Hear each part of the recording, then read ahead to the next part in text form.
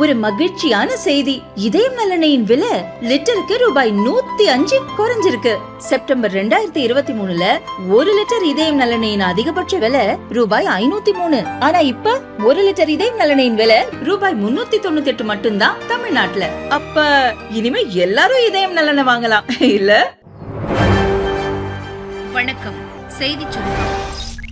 இந்தியாவின் பொறுமையை தவறாக பயன்படுத்தினால் ராஜ்நாத் சிங் எச்சரிக்கை. பகல்காம் பயங்கரவாத தாக்குதலுக்கு ஆபரேஷன் சிந்தூர் மூலம் பாகிஸ்தானுக்கு இந்தியா சரியான பதிலடி கொடுத்தது. பாகிஸ்தான் மற்றும் ஆக்கிரமிப்பு காஷ்மீரில் உள்ள 9 பயங்கரவாத முகாம்களை அதிரடியாக தாக்கி அழித்தது. ஆபரேஷன் சிந்தூர் நடவடிக்கையை வெற்றிகரமாக நடத்திய இந்திய முப்படை வீரர்களை மத்திய பாதுகாப்பு அமைச்சர் ராஜ்நாத் சிங் பாராட்டினார். இன்று டெல்லியில் நடந்த நிகழ்ச்சியில் பேசிய அவர், ஆபரேஷன் சிந்தூர் கற்பனை செய்ய முடியாத அளவு துல்லியமாக செயல்படுத்தப்பட்ட விதம் மிகவும் பாராட்டத்தக்கது. எந்த அப்பாவிக்கும் தீங்கு விளைவிக்காமல் நமது தரப்பில் குறைந்தபட்ச சேதத்துடன் இந்த தாக்குதல் நடந்துள்ளது. பாதுகாப்பு படையினர் எடுத்த நடவடிக்கையும் அவர்கள் காட்டிய துணிச்சலும் மிகவும் பாராட்டுக்குரியது. பாகிஸ்தான் மற்றும் ஆக்கிரமிப்பு காஷ்மீரில் உள்ள பயங்கரவாத முகாம்கள் அழிக்கப்பட்டுள்ளது நமக்கு பெருமை சேர்க்கும் விஷயம். நாம் எப்போதும் பொறுப்புள்ள நாடாகவே செயல்படுகிறோம். பேச்சுவார்த்தை மூலம் பிரச்சனைகளை தீர்ப்பதையே எப்போதும் ஆதரிக்கிறோம். ஆனால் அதன் அர்த்தம் நமது பொறுமையை யாரும் தவறான முறையில் பயன்படுத்தலாம் என்பதல்ல. நமது பொறுமையை யாராவது தவறாக பயன்படுத்திக் கொள்ள முயற்சித்தால் அவர்கள் நேற்று நடந்ததைப் போலவே தரமான நடவடிக்கையை எதிர்கொள்ள முழு அளவில் தயாராக இருக்க வேண்டும். எதிர்காலத்திலும் இதுபோன்ற சரியான பதிலடிக்கு நாங்கள் தயாராக இருக்கிறோம் என்று நான் அனைவரிடமும் ஒரு முக்கியமான வேண்டுகோளை வைக்கிறேன். அது உலகின் முன்னணி மற்றும் அதிநவீன பிராண்டாக இந்தியாவை உருவாக்குவதுதான். இந்திய பாதுகாப்பு துறையை ஒரு வலுவான நம்பகமான பிராண்டாக மாற்ற வேண்டும். இதனால் உலக பாதுகாப்பு சந்தை பொருட்கள் குறித்து மற்ற நாடுகளுக்கு சந்தேகம் எழும்போது அவர்கள் பிராண்ட் இந்தியாவை தேர்வு செய்வார்கள். சந்தேகம் ஏற்படும் போதெல்லாம் இந்தியாவை தேர்ந்தெடுக்கும் அளவுக்கு தனித்துவமான விற்பனை மையமாக இருக்க வேண்டும் என்றும் ராஜ்நாத் சிங் பேசினார். லாகூரில் வான் பாதுகாப்பு அமைப்பை தகர்த்தது இந்தியா. எச்சரிக்கை மீறி பாகிஸ்தான் தாக்க முயன்றதால் பதிலடி.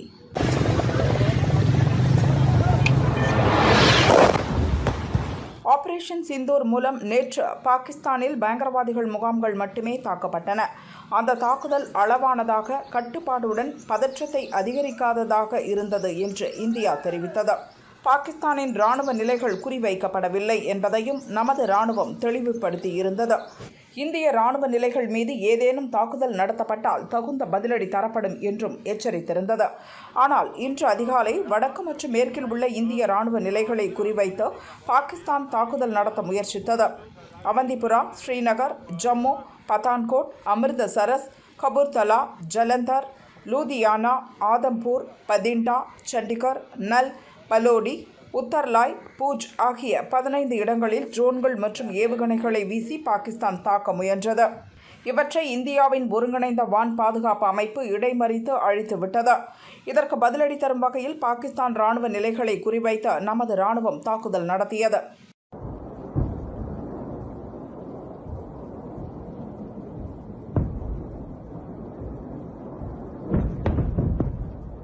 பாகிஸ்தானின் பல இடங்களில் உள்ள வான் பாதுகாப்பு அமைப்புகள் மற்றும் ரேடார்களை குறிவைத்து இந்திய படைகள் ஏவுகணைகள் வீசி தாக்கியது.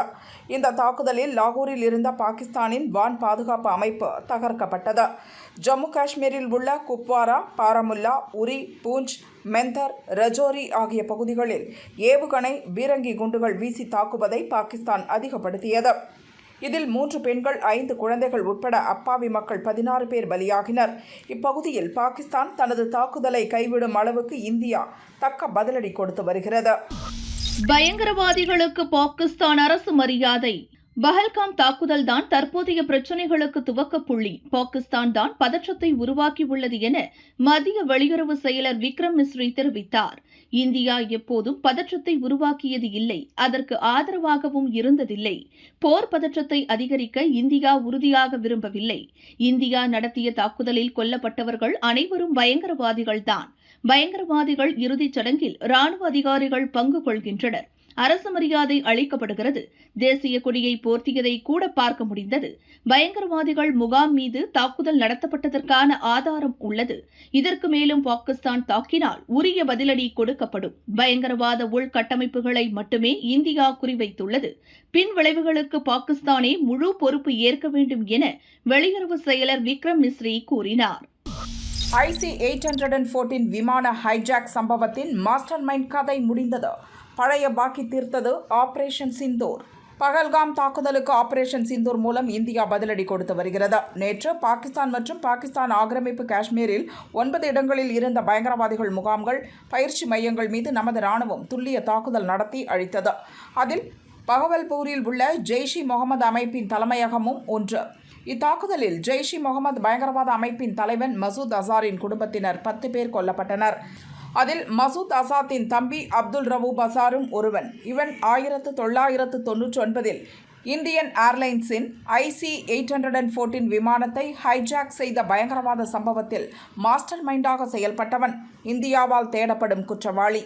190 பயணிகளுடன் காத்மாண்டுவில் இருந்து டெல்லிக்கு பறந்து கொண்டிருந்த IC-814 விமானத்தை அப்துல் ரவூப் அசார் உட்பட 5 பயங்கரவாதிகள் ஹைஜாக் செய்து ஆப்கானிஸ்தானில் தாலிபான்கள் கட்டுப்பாட்டில் இருந்த கந்தகாருக்கு கொண்டு சென்றனர்.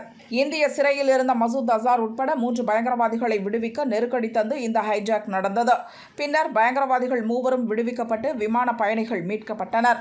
அத்துடன் 2001இல் நடந்த பார்லிமெண்ட் அட்டாக், 2016இல் நடந்த பதான்கோட் பயங்கரவாத தாக்குதலிலும் அப்துல் ரவூப் அசார் சம்பந்தப்பட்டவர். ஆபரேஷன் சிந்தூர் எதிரொலி. மூடப்பட்ட பாகிஸ்தான் பங்கு சந்தை. பெஹல்காம் பயங்கரவாத தாக்குதலை தொடர்ந்து பாகிஸ்தான் பயங்கரவாத முகாம்களை குறிவைத்து இந்திய ராணுவம் தாக்குதல் நடத்தியது. இந்திய ராணுவத்தின் ஆபரேஷன் சிந்தூர் தாக்குதல் பாகிஸ்தான் பங்கு சந்தையை பாதாளத்தில் தள்ளியுள்ளது. இந்தியாவுடனான பதட்டங்கள் காரணமாக ஏற்கனவே பாகிஸ்தானின் பங்கு சந்தை ஆட்டம் கண்டு வந்தது. இச்சூழலில் நடந்த தாக்குதல் பாகிஸ்தானின் பங்கு சந்தையில் எதிரொலித்து பாகிஸ்தானின் வங்கிகள், தொழில்துறை நிறுவனங்கள் கடும் வீழ்ச்சியை எதிர்கொண்டுள்ளன. முதலீட்டாளர்கள் அனைவரும் தங்களின் பங்குகளை திரும்ப பெற்றதால் பாகிஸ்தான் பங்கு சந்தையில் பெரும் சரிவு ஏற்பட்டது. நேற்று ஒரே நாளில் கராச்சி பங்கு சந்தையில் 6500க்கும் மேல் புள்ளிகள் சரிவை சந்தித்தன. இந்த சரிவு இன்றும் நீடித்தது. 5000 புள்ளிகளுக்கும் மேல் வீழ்ச்சியடைந்து பங்கு சந்தையில் வர்த்தகமே சிறிது நேரம் நிறுத்தி வைக்கப்பட்டது. பாகிஸ்தானில் இப்போதைய நிலவரப்படி பங்கு சந்தை நிலைமை இன்னும் சில நாட்களுக்கு நிலையற்றதாகவே இருக்கும் என ஆய்வாளர்கள் கணித்துள்ளனர். வேலைநிறுத்தம் அல்லது ராணுவ நடவடிக்கை நடக்கலாம் என பலர் அஞ்சுகின்றனர். இது மேலும் பங்கு சந்தை வீழ்ச்சிக்கு வழிவகுக்கும் என பொருளாதார நிபுணர்கள் கூறுகின்றனர். பாகிஸ்தானுடன் ஒப்பிடும்போது இந்திய பங்கு சந்தை சற்றே சரிவை கண்டு மீண்டும் உயர்ந்து வர்த்தகமாக்கின. பயங்கரவாதத்தை காசு கொடுத்து வளர்த்த பாகிஸ்தானுக்கு தொடர்ந்து பதிலடி கிடைக்கும் என நெட்டிசன்கள் கருத்து பதிவிட்டு வருகின்றனர். ரகுபதி, துரைமுருகன் இடையே இடம் மாறிய இலாக்காக்கள். ஸ்டாலின் திடீர் முடிவு ஏன்? தமிழக அமைச்சரவையில் சமீபத்தில் தான் இலாக்கா மாற்றம் நடந்தது. செந்தில் பாலாஜி வசமிருந்த மின்சாரத்துறை அமைச்சர் சிவசங்கரிடம் கூடுதலாக வழங்கப்பட்டது. மதுவிலக்கு மற்றும் ஆயத்தீர்வைத்துறை அமைச்சர் முத்துசாமிக்கு கூடுதலாக வழங்கப்பட்டது. பால்வள அமைச்சராக இருந்த ராஜ கண்ணப்பனுக்கு பொன்முடியிடம் இருந்த வனத்துறையும், மனோ தங்கராஜுக்கு பால்வளத்துறையும் வழங்கப்பட்டது. இந்நிலையில் திடீர் திருப்பமாக அமைச்சர் ரகுபதியிடம் இருந்த சட்டத்துறை பறிக்கப்பட்டுள்ளது. நீர்வள அமைச்சர் துரைமுருகனுக்கு கூடுதலாக சட்டத்துறை ஒதுக்கப்பட்டுள்ளது. அவரிடம் இருந்த கனிமம் மற்றும் சுரங்கத்துறை ரகுபதிக்கு மாற்றப்பட்டுள்ளது. இந்த அமைச்சரவை இலாக்கா மாற்றம் குறித்து முதல்வர் பரிந்துரையை ஏற்று கவர்னர் மாளிகை ஒப்புதல் அளித்துள்ளது. இந்த திடீர் இலாக்கா மாற்றத்துக்கு திமுக வட்டாரத்தில் பல ஊகங்கள் சொல்லப்படுகிறது. இதற்கிடையே சமீபத்தில் பேசியிருந்த அமைச்சர் ரகுபதி, பெண்கள் வேலைக்கு செல்வதில் இந்தியாவில் தமிழகம் முதல் மாநிலமாக உள்ளது. கல்லூரி செல்லும் பெண்களும் தமிழகத்தில்தான் அதிகம். தூங்கிக் கொண்டிருக்கும் பழனிசாமிக்கு இதெல்லாம் புரியாது, யாராவது அவரை தட்டி எழுப்பி சொல்லுங்கள் என கூறியிருந்தார். இதற்கு இன்று பதிலளித்த எடப்பாடி பழனிசாமி, நான் விழித்துக் கொண்டு சிறப்பாக செயல்படுவதால் பொறுத்துக் கொள்ள முடியாமல் ரகுபதி இப்படி சொல்வதாக கூறினார். அரசும் காவல்துறையும் முதல்வரும் தான் தூங்கிக் கொண்டிருக்கிறார்கள். சட்ட அமைச்சர் ரகுபதி கும்பகர்ண தூக்கத்தில் இருக்கிறார். ரகுபதியை பொறுத்தவரை திமுகவின் கொத்தடிமையாக செயல்பட்டு வருகிறார். அவரை அமைச்சராக்கி அழகு பார்த்ததே அதிமுக தான். நன்றியை எல்லாம் மறந்து திமுகவிற்கு அடிமை குரல் கொடுத்துக் கொண்டிருப்பதாகவும் விமர்சித்தார். எதிர்க்கட்சித் தலைவர் எடப்பாடி பழனிசாமி அமைச்சர் ரகுபதி பெயரை சொல்லி காட்டமாக விமர்சித்து பேசிய அடுத்த சில நிமிடங்களில் கவர்னர் மாளிகையிலிருந்து அமைச்சர்கள் இலாக்கா மாற்றம் குறித்து குறித்து அறிவிப்பு வெளியானது. அமைச்சர் ரகுபதி வசமிருந்த சட்டத்துறை துரைமுருகனுக்கு மாற்றப்பட்டுள்ளது. +2வில் 600க்கு 599 மார்க். பள்ளி கொடுத்த ஸ்பெஷல் கிஃப்ட். சுவாரஸ்ய நிகழ்வுகள்.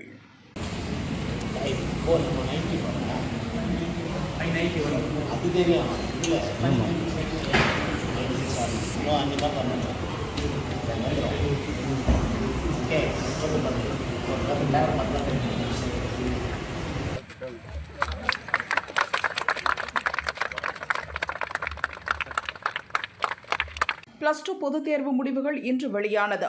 ஒட்டு மொத்தமாக 95% மாணவ மாணவிகள் தேர்ச்சி பெற்றுள்ளனர். இதில் மாணவிகள் 96.70% பேரும், மாணவர்கள் 93.16% பேரும் தேர்ச்சி பெற்றுள்ளனர். தேர்ச்சியில் அரியலூர் 98.82%துடன் முதலிடத்தில் உள்ளது. திண்டுக்கல் பழனியைச் சேர்ந்த மாணவி ஓவியாஞ்சலி, திருப்பூர் பல்லடத்தைச் சேர்ந்த மாணவன் ராகுல் 600க்கு 599 மதிப்பெண்கள் எடுத்து சாதனை படைத்துள்ளனர். காமர்ஸ் பிரிவைச் சேர்ந்த ஓவியாஞ்சலி ஆங்கிலத்தில் மட்டும் 199 மார்க், மற்ற பாடங்களில் சென்டம் எடுத்துள்ளார். பள்ளி நிர்வாகம் சார்பில் ஓவியாவுக்கு சால்வை அணிவித்து இனிப்புகள் வழங்கினர். நான் 10th, 11th and 12th first mark எடுத்துருக்கேன். இங்கே எல்கேஜிலேருந்து நான் படிச்சுட்டு இருக்கேன். இந்த தடவை நான் சக்ஸஸ் அடைய காரணம் எல்லாரும் இது correspondent sir, principal and teachers and parents cooperation தான். கரஸ்பாண்டன்ட் சார் எனக்கு வேண்டிய உதவி எல்லாமே செஞ்சாங்க. பிரின்சிபல் சாரும் எல்லா இதுவுமே பார்த்தாங்க எனக்காக. டீச்சர்ஸ் ரொம்ப எனக்கு சப்போர்ட் பண்ணாங்க. என்னோட எய்ம் ரிசர்வ் பேங்க் ஆஃப் இந்தியாவில் ஒர்க் பண்ணணும். ஸோ நான் காம்படிட்டிவ் எக்ஸாம்ஸ் ப்ரிப்பேர் பண்ண போகிறேன். வணிகவியல் பிரிவு மாணவன் ராகுலும் ஆங்கிலத்தில் மட்டும் 100க்கு 99, மற்ற பாடங்களில் சென்டம் எடுத்துள்ளார். பள்ளி நிர்வாகம் சார்பில் ராகுலுக்கு சால்வை அணிவித்து பதக்கங்கள் வழங்கினர். பள்ளி தாளாளர் ராகுலுக்கு தங்க மோதிரம் அணிவித்து வாழ்த்து சொன்னார். நான் 599 ஸ்கோர் பண்ணியிருக்கேன். என்னோட ஃபுல் அச்சீவ்மெண்ட்டுக்கு காரணமே ஸ்கூல் தான். ஃபஸ்ட்டு என்னோட சேர்மன் சார் சங்கர் சாருக்கு ரொம்ப தேங்க்யூ சொல்லிக்கிறேன். அவர் மோட்டிவேஷ்னலாக இன்ஸ்பைரிங்காக பேசுவார். நெக்ஸ்ட் என்னோட கரஸ்பாண்டன்ட் மேம் அப்ராஜிதா மேம், அவங்களுக்கு ரொம்ப தேங்க்யூ சொல்லிக்கிறேன். மேம் எப்போவுமே சப்போர்ட்டிவாக இருப்பாங்க. அவங்க எனக்கு கூடவே கீப் அப் பண்ணிக்குவாங்க. நெக்ஸ்ட்டு என்னோடய பிரின்சிபல் மேம் ஹேமலதா மேம், அவங்க எனக்கு ரொம்ப தேங்க்யூ சொல்லணும். அவங்களுக்கு மேமால் தான் நான் சொல்லப்போனால் படித்தேன். மேம் நல்ல ஹார்ட் ஒர்க் பண்ணாங்க. என் கூடவே சேர்ந்து படித்த மாதிரி படித்தாங்க. எனக்கு ரொம்ப ஹாப்பியாக இருந்தது. மேமுக்காகவே எனக்கு இந்த ரிசல்ட் வாங்கினதுனால ரொம்ப ஹாப்பியாக இருந்தது எனக்கு. திருப்பூரைச் சேர்ந்த அறிவியல் பாடப்பிரிவைச் சேர்ந்த மாணவன் ருத்ரமூர்த்தி 598 மதிப்பெண்களை பெற்றுள்ளார். சென்னையைச் சேர்ந்த லட்சுமிகாந்த், ராணிப்பேட்டையைச் சேர்ந்த ஜாஸ்மின், தர்மபுரியைச் சேர்ந்த ரக்ஷனா 597 மதிப்பெண்களை பெற்றுள்ளனர்.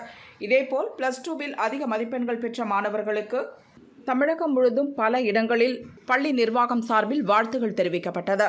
காஞ்சிபுரம் ஓரிக்கை பகுதியில் உள்ள தனியார் பள்ளி மாணவர்கள் 100% தேர்ச்சி பெற்றதால் பள்ளி தாளாளரை கட்டி அணைத்து முத்தமிட்டு மகிழ்ந்தது நெகிழ்ச்சியை ஏற்படுத்தியது. இப்பள்ளி மாணவர்கள் வேலரசு, ஜஸ்வந்தன் 591 மதிப்பெண்கள் பெற்றுள்ளனர்.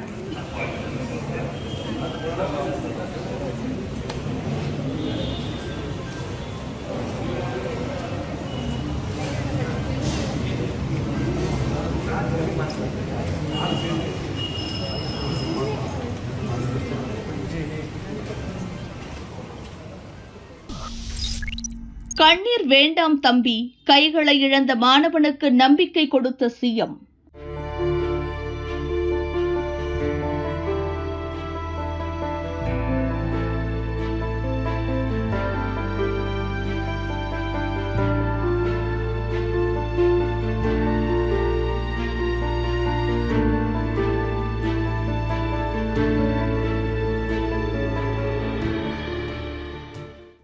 கிருஷ்ணகிரி வேப்பனஹள்ளி அருகே ஜீனூர் பகுதியைச் சேர்ந்தவர் மாணவன் கீர்த்திவர்மா. பிறவிலேயே கைகள் இல்லாத கீர்த்திவர்மா கல்வி கற்பதில் காட்டிய அக்கறையால் அவரது தாயார் படிக்க வைத்து வருகிறார். அவரது தந்தை காலமாகிவிட்டதால் கூலி வேலைக்கு சென்று வர்மாவின் தாயார் கல்வி செலவுகளை செய்கிறார். அரசு பள்ளியில் படிக்கும் வர்மா படங்கள் வரைவதிலும் கை தேர்ந்தார். 10ஆம் வகுப்பு பொதுத் தேர்விலும் 437 மதிப்பெண் பெற்று தான் படித்த பள்ளியிலேயே முதல் மாணவனாக வந்தார். இப்போது +2 தேர்வில் ஆசிரியர்களின் துணையோடு 600க்கு 471 மதிப்பெண் பெற்றுள்ளார். அடுத்ததாக BE படிக்க ஆசைப்படுவதாகவும் தனது கைகளை பொறுத்த தமிழக முதல்வர் உதவி செய்ய வேண்டும் எனவும் வர்மா கண்ணீர் மல்க கோரிக்கை வைத்தார். இவருக்கு பதில் கொடுத்துள்ள முதல்வர் ஸ்டாலின், கண்ணீர் வேண்டாம் தம்பி, சுகாதார அமைச்சர் மா சுப்பிரமணியனிடம் உங்கள் மருத்துவ சிகிச்சைகளுக்கான ஏற்பாடுகளை கவனிக்க சொல்லியிருக்கிறேன் என விளக்கம் கொடுத்து மாணவனுக்கு நம்பிக்கை கொடுத்துள்ளார்.